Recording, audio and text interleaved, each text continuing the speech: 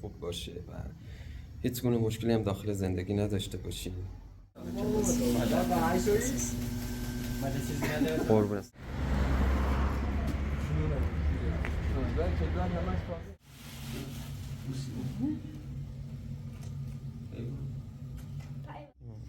برنج، قرمه سبزی، ترشی، لیوان.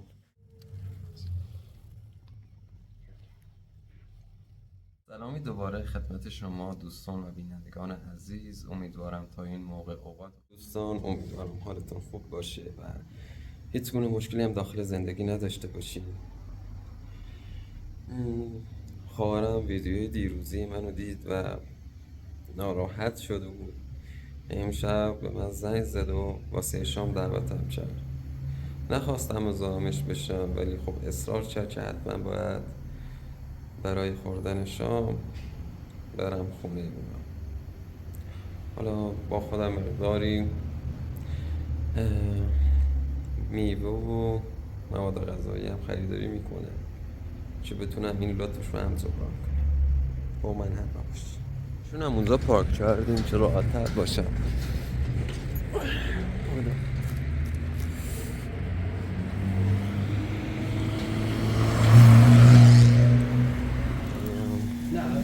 ببینم این جزا خوبن یا نه.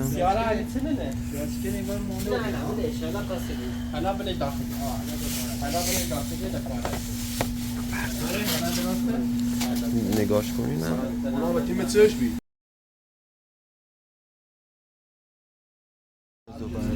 شویندار 5 دسته یک شوینده شیر مال حساب شیر مال 50 شیر مال 50 دسته شیر شیر مال 50 یه دونه دوغم ببرم. دوغ بهتره. ایاخه بنشه میخواد نگاسی شد چی نه خواهر باشه اگه 5 6 سو الان دارن که دارن میاردن هم برداریم.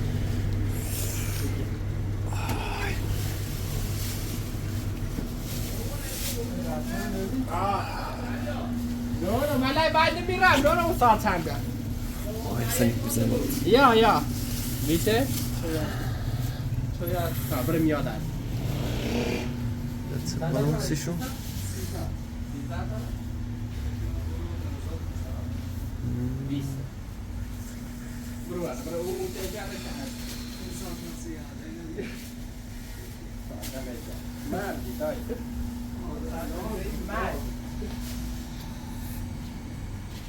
اصلا قرمون حساب شونی کنی؟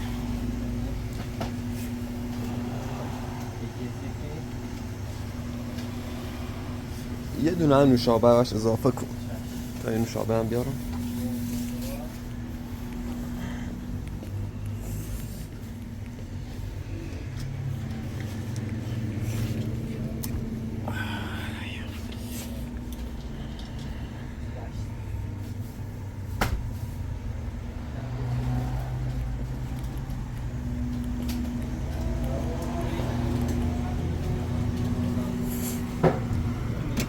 حساب نیکی؟ قربونه دست عزیزی. قربونه سلامتی عزیزی. شویندات مبارک قربونه دست کنار خانواده و دوستان اشرار دست در نکنه. قربونه عزیزی. 76 79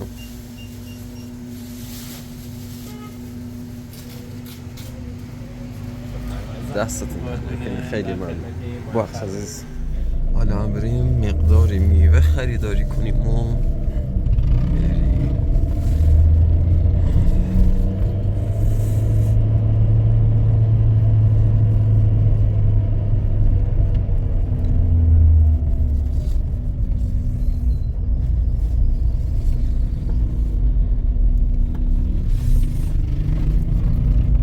مقداری میوه خریداری کنیم و بریم.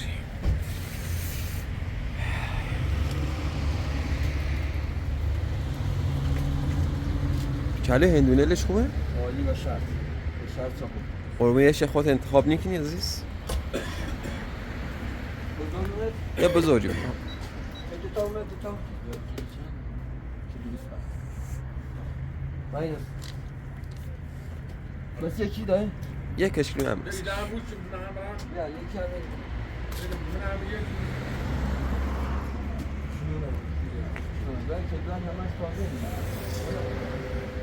چاله بیزان صاحب چون نیست. قربونت زنده. یه ما هم با اون مریض بی ما نیریدیم گرفتار بی روز به روز تاجر بده اینجا بسه 76 79 9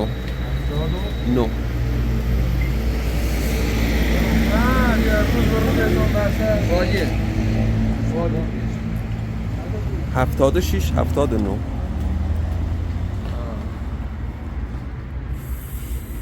ولی گوش بده لطیه فدایش نو نو نو نو نو غلط داشت خیلی داری چردی سنگین شده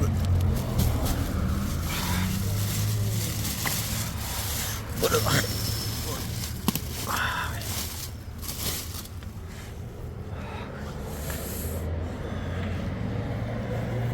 چالوی دست زنکن عزیز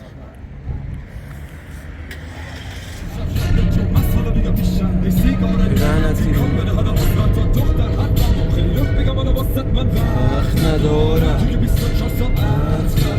توی خیابون بزن میترسم حرف قرارم مردم باسم میگی صدا خوابه باشه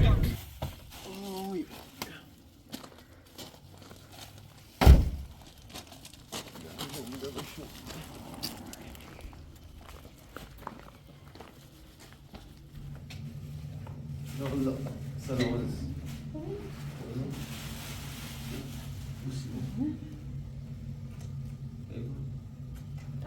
Ja, sie sind in der Arme.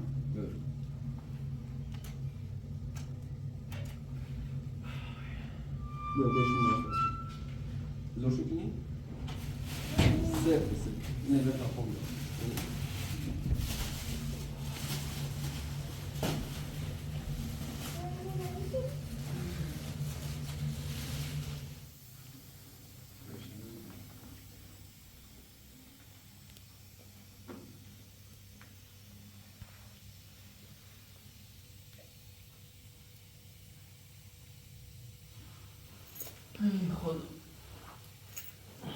گفتین یه سنش باش سوینشون شده یکون نبات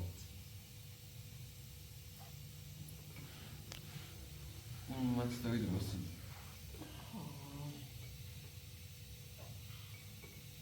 وقتی اون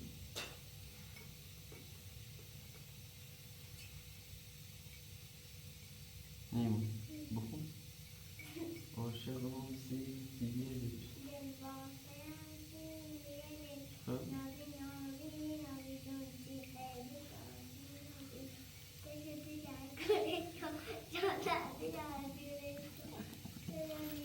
دنو؟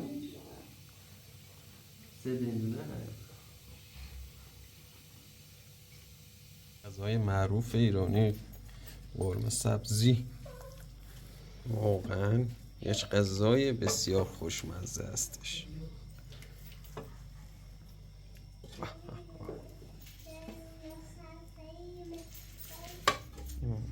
برنج، قرمه سبزی، ترشی، لیوان، نان محلی، دوغ، نوشابه و اینم که گلی واسه تزیین خونه و خوردنی نیست. یی.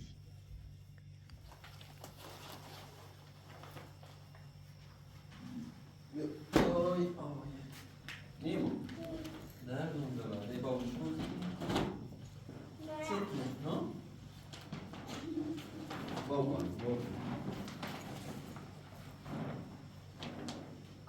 پنج کن قشنگ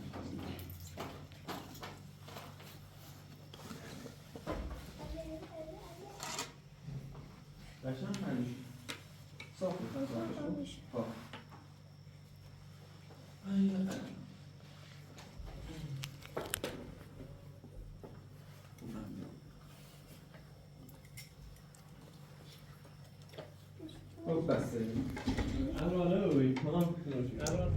آدم زمینی پستو جزم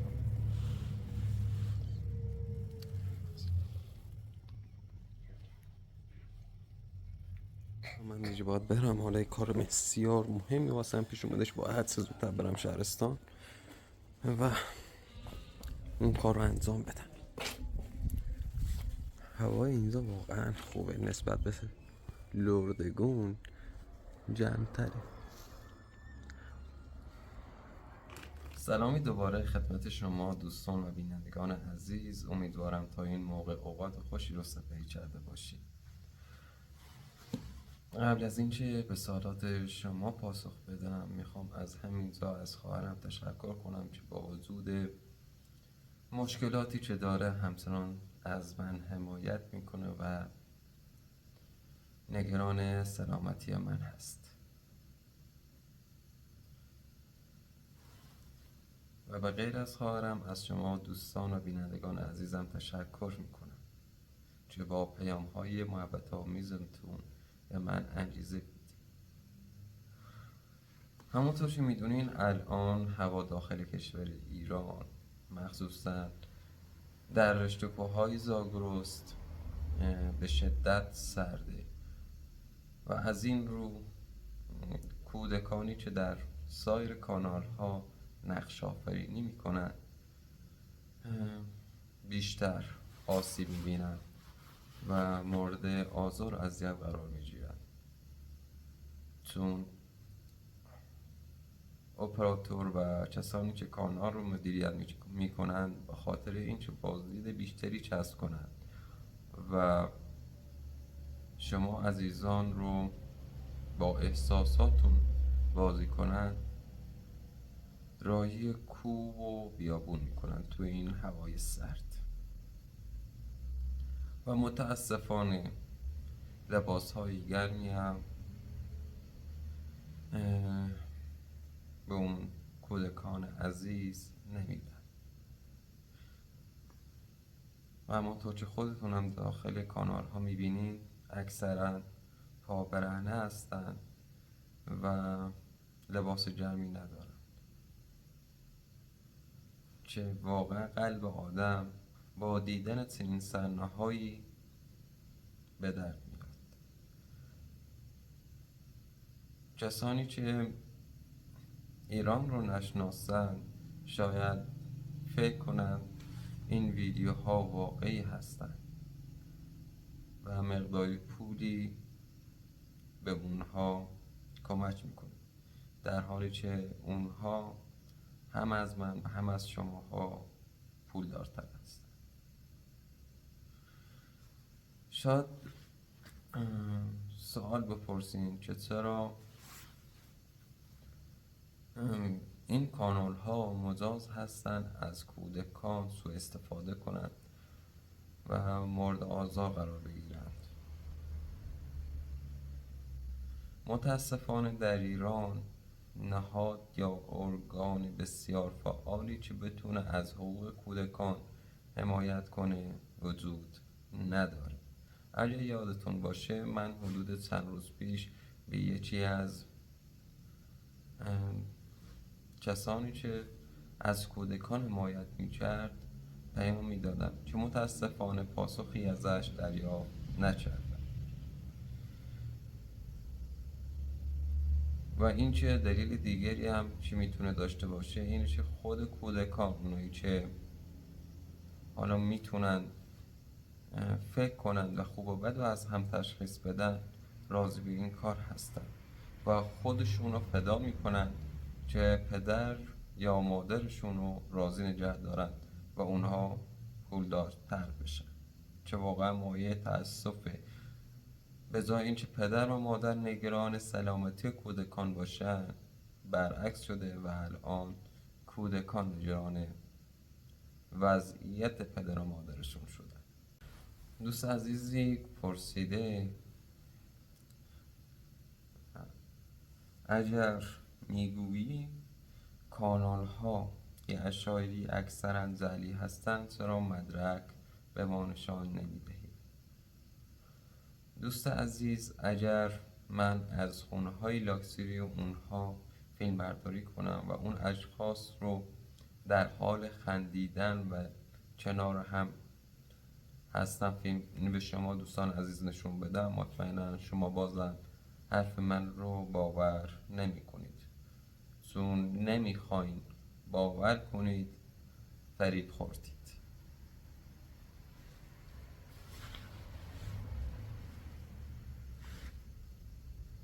حالا به سوالات شما دوستان عزیز پاسخ بدم. شخصی از برزیل سوال پرسیده: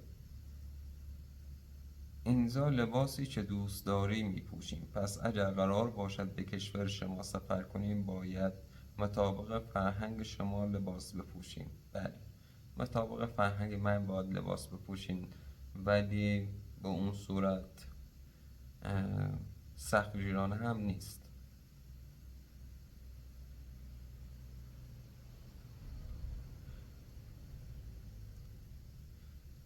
من هم می توانم از شما چیزی بپرسم؟ چگونه کانال های اشاری مجاز به آزار کودکان هستند؟ خب اینو هم تازه جوابشو گفتیم، چون متاسفانه این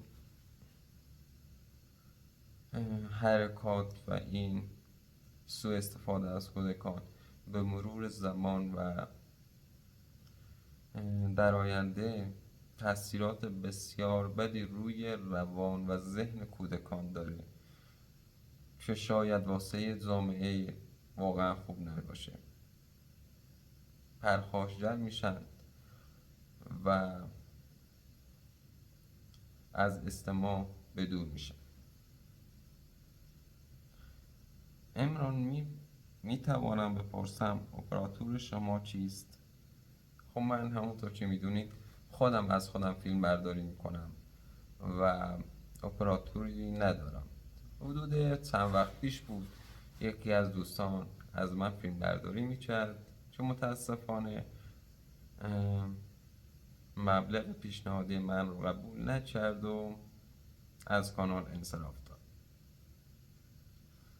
و الان خودم این کار رو دارم انجام میدم. امیدوارم اون دوست هر کجا هست موفق باشه.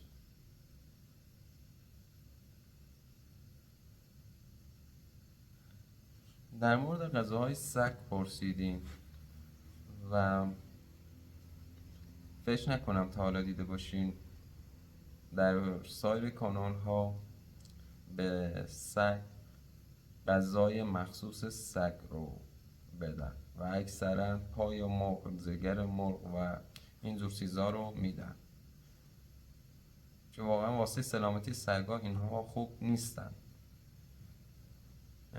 غذای سگ داخل شهرستان وجود داره ولی اون کانال ها واقعا دوست ندارن پول خودشون رو برای حیوانات هزینه کنن و خرج کنن.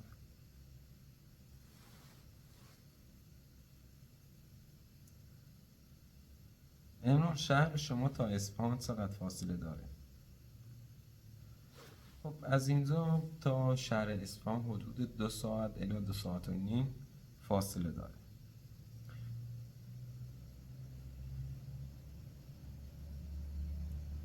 امران دستور پخت نان نازوشی که خانم های ایرانی درست میکنن را به ما نشان میدهید؟ انشاءالله این کار رو در روزهای آینده حتما بهتون نشون میدم.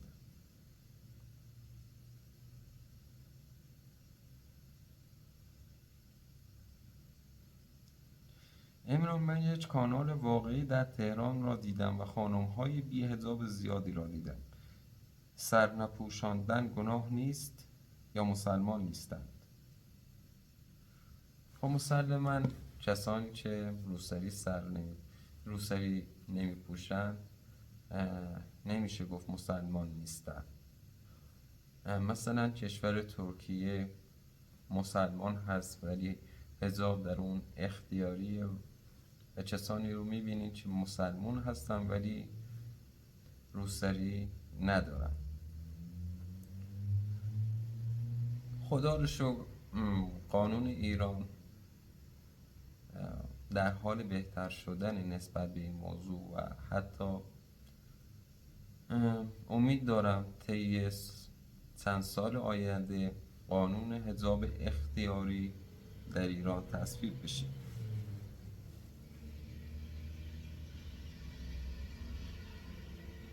آقا من میخواستم بدونم بعضی خانم ها بالای دستشون چی نوشتن، مثل خالکوبی یا تنهر. اینا نماد خاصی رو ندارند و اگر هم داشته باشن خانم ها واقعا چیزی رو نمیدونن. چون من حدود فکر کنم تابستون بود از یک خانم عشایری در مورد این خالکوبیا و نماد خالکوبیا سوال پرسیدم و چیزی نمیدونست و میگفت اون موقع ما 7 الی 8 ساله بودیم که این خالکوبیا ها رو واسه ما بزرگترها زدن و میگفتن اینجوری زیباتر میشیم.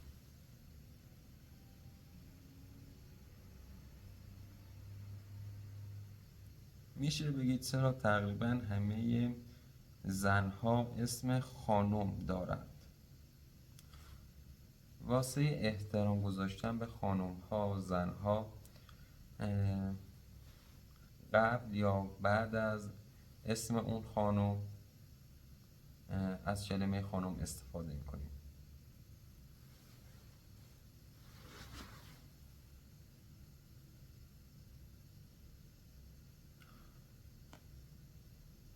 میگفتی در قرعه کشی ماشین برنده میشوی، اما به عنوان یک کشور مسلمان چرا قمار برای تو حرام نیست؟ این سوال جالب پرسیده. قرعه کشی به اون صورت نیست که شما فکر میکنید. حالا قانونی تصویب شده که برای زاد و ولاد بیشتر والدین زن رو تشویق به تولید بچه میکنن که حالا میتونن داخل قرعه کشی شرکت های خودروسازی بدون هیچ گونه هزینه‌ای ثبت نام کنن و اگر در قرعه کشی برنده بشن که یک ماشین با قیمت مناسب اونا تحویل داده میشه. اگر هم برنده نشن چیزی رو از دست نمیدن و خسارتی پرداخت نمیکنن.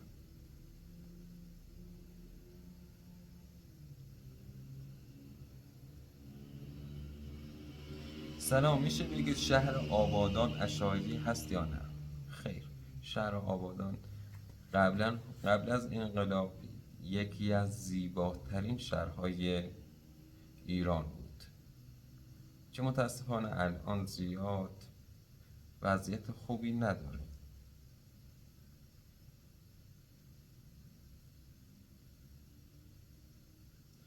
ترکیه همسایه مرزی شماست.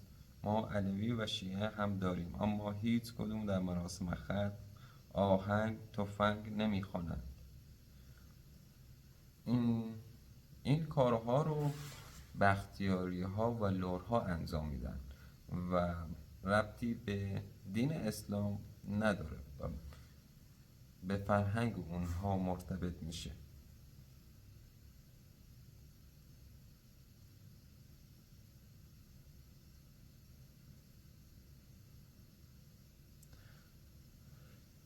امرون در کانال کهرید خشونت زیاد است. آیا این کانال درست است یا دروغ؟ من این کانال رو به پیشنهادش چند تا از دوستان عزیز نگاه کردم و واقعا تعجب کردم از نحوه کتک خوردن خانم ها. باور نکنین خب اینا همشون دروغ و فریبن، ولی اگر به من میلیاردها پولم بدن نمیتونم نقش اون خانم ها رو واقعا بازی کنم و اون همه کتک بخورم.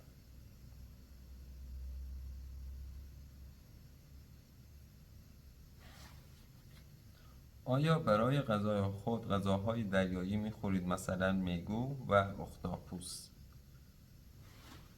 میگو رو اکثر مردم ایران میخورن، مخصوصا اونایی که لب دریا زندگی میکنن، ولی اختاپوس رو فکر کنم کمتر کسی پیدا بشه که اختاپوس بخوره.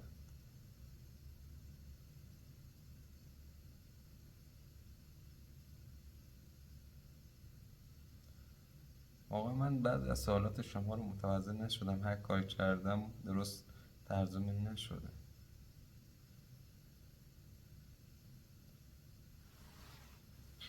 چرا عشایر بین کود حیوانی راه میرند و با دامن همه کودها را رو میکنند و وارد خانه هاشون میشن و کفشهاشون رو در میارن، هم لباس و هم کفش کثیف، و بیشتر از آنها دیدم که گوشت یا مرغ خود را در ظرفی بر روی زمین بریدن اما دور می‌ریزند و دامنشان به مرغ میرسد.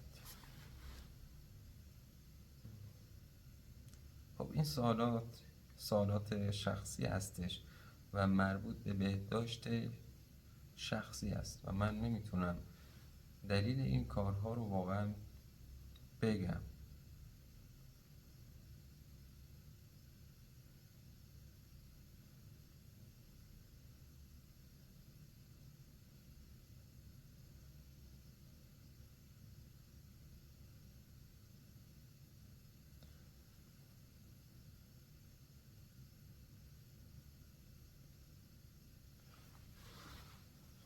دوست عزیزی نوشته چرا اینقدر مردم حسین پور هستن؟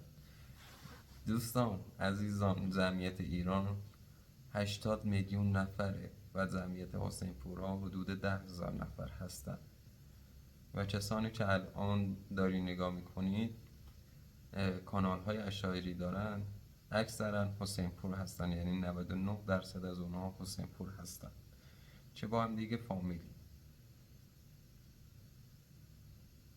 چرا برخی از پدران نسبت به همسر و فرزندان خود ظلم میکنند؟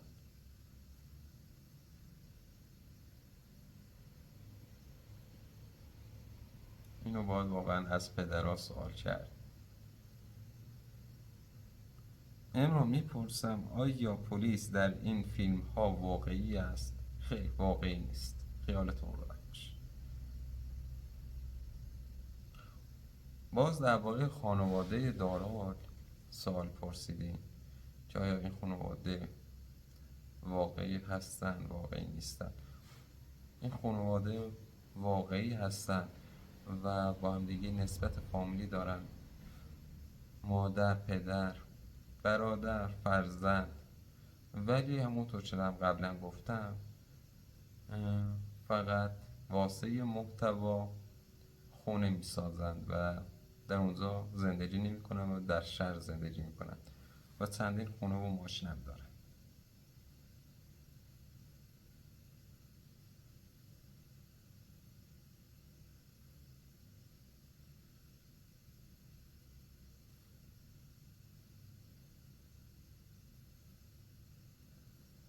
سوالاتی پرسیدین که باید به اونا جواب بدم، فکر کنم اگر یادم نرفته باشه.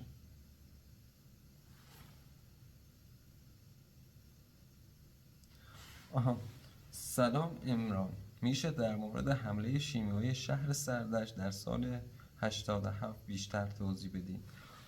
دوستان عزیز، این شهر سردشت با شهر سردشتی که بمباران شیمیایی شد فرق داره.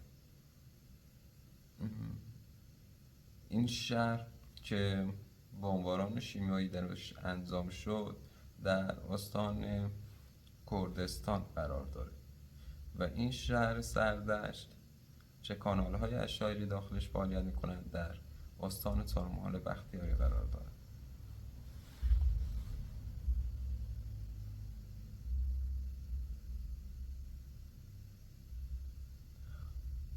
آیا مثلا خانم ها می توانند بنشینند و قهوه بنوشند یا یک دختر با یک مرد جوان وارد کافه شوند؟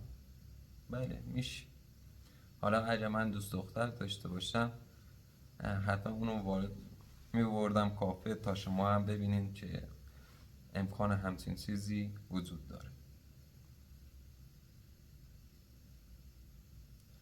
سلام عمران، ایران بیش از آن چیزی از چه ما فکر میکنیم. میگن خشونت زیاده. چرا؟ نه، خشونت واقعا زیاد نیست و مردمون مهربونی نسبت به خارجی‌ها دارن. حالا شاید نسبت به خودشون مخصوصا لورها مهربون نباشن، ولی واسه غریبه ها واقعا مهربونن و به قول معروف فرش خونهشون رو میفروشن تا مهمونشون بدون غذا نخوابه.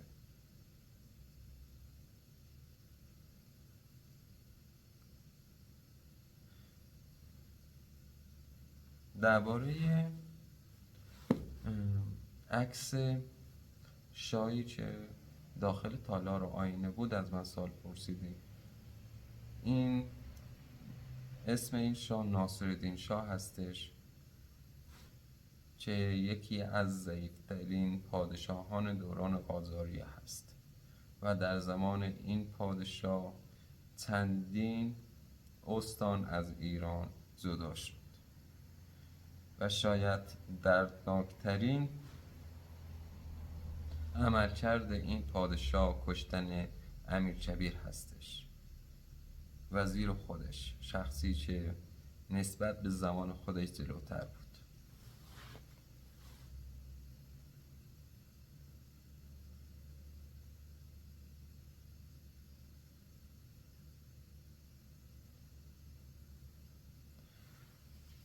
چند تا سوال دارم. لطفا در درگیری ابراهیم زبان دیگری نیز جان خود را از دست داد. هیچ کس از کانال ها اگر تماشا می شد در مورد او صحبت نکرد و نام او را ذکر نکرد.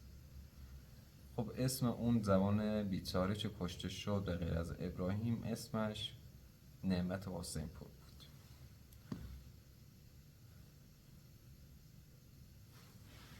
بقیه سالا رو میذاریم واسه ویدیوی بعدی. امیدوارم هر کجای جهان هستین، داخل هر کشوری زندگی میکنید، یک زندگی شاد، موفق، پیروز و طولانی داشته باشین. دوستتون دارم و خدا نگهدار.